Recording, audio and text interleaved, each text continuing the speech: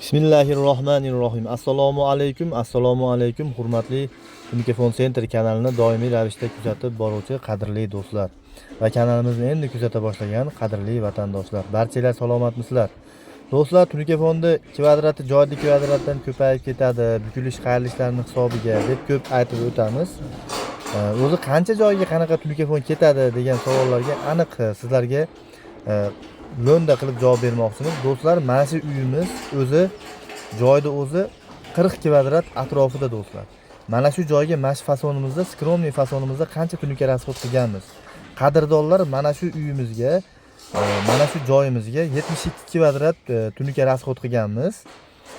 Bukilish qayrilishlari, har bitta ishlatilayotgan detallarni kvadrati lis holatdagi hisoblanadi do'stlar. 72 kvadrat Unikefon lis rasxod qilganmiz. Hozirgi kunda, yozgi kunda 140 ming so'mdan qilyotgandik. Hozirgi kunda do'stlar 135 ming so'mdan shu tunikamizni ketgan rasxodiga qilib bermoqchiman. Xo'p.